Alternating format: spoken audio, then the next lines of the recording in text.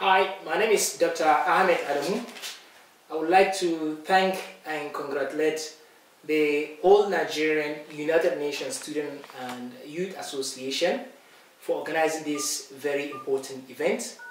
Unfortunately, I could not make it to Lagos, though today is my birthday, but I wish you guys all the best. But I have this little message for you guys. First, starting with the topic, I think this is a very brilliant topic: youth participation in policy formulation and development. And for the development, I think young people have really taken the front line, because young people are the nation builders. Young people are the teachers, are the soldiers, are the architects, the builders of the nation. We strive and move this country, and it's through our energy that this country is moving forward. But if we have all these potentials, we have all this energy, then why can't we be involved in policy formulation? And this has been a very big call for all young people around this country and Africa at large. And I think the first step is not to wait for it. We have to go and give ourselves and put ourselves in a position to be the policy makers, the makers of the future that we will live to see. There's no way we can build a future for the country with other people that will live in the future. And the leadership gap, the vacuum between the old generation and the younger generation has been widening. And if we did not fill this vacuum, then something else will fill it. And that is why this is a big call for the young people to really break through the system and give themselves and put themselves in the right positions. The systems in our country has really limited youth participation in policy formulation. You've seen in government institutions and establishments, even in the private sector, where young people's, despite their enormous potentials of innovations, commitments, and contribution, but they are not rewarded.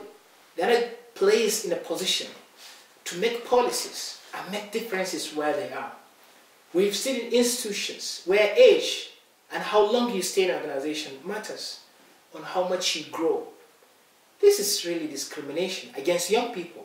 Age is just a number. It doesn't matter how long or how old you are. What matters is how much you contribute, how much difference you make. And we've seen young people making difference, but they're not rewarded, and their voices are not heard. They are no longer important. And that's why we have to change the system. And for us to change the system, we have to participate in politics. We have to be the policy makers ourselves. We should not ask to be involved in policy formulation. We have to be the policy makers ourselves. And for us to participate in politics, we should not wait until when we get elected.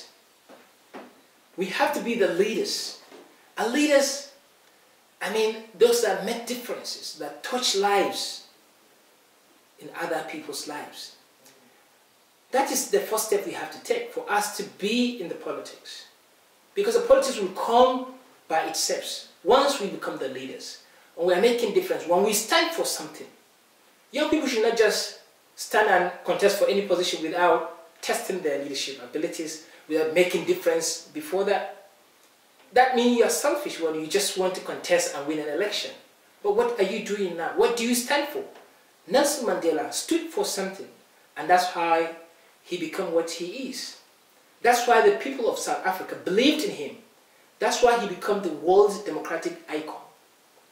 Because he stood for freedom. He stood for justice. And he fought, he put his life on the line.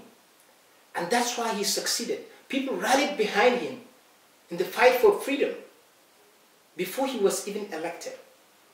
So you have to be the leader before you even contest. Even the current president of Nigeria, he stood for something. He stood for justice and honesty.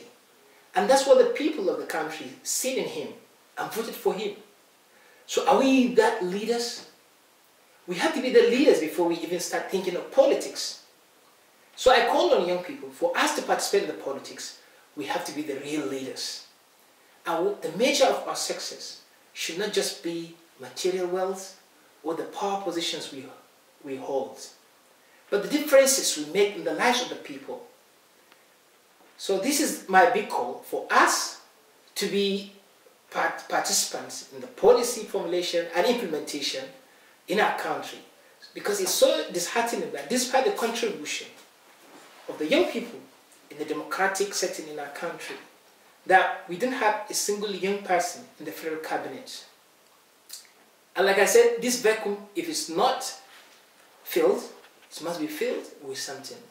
Young people of the first generation of this country, they have contributed. And this is our time to make the contribution we deserve. We have the energy, we have the potentials. We shouldn't wait until when we lose the interest, we lose the appetite, we lose the energy, then you call us to participate in governance. That's even too late. And for us young people, we have to get rid of insecurity and address the issue of unity among ourselves. It doesn't matter if it is that person or that person. It must not be you. It must not be me. As long as we believe in an objective, in a purpose, it doesn't matter who is on the front line. That's what we need among our young people, to be selfless, to volunteer, to sacrifice, and strive to be leaders, not just striving or seeking for political positions. There's so much more we can contribute outside politics. And my last word is, we should not ask for it. We should not wait for it to come. We have to go for it. We have to demand it, and we have to take it. Thank you so much for your time.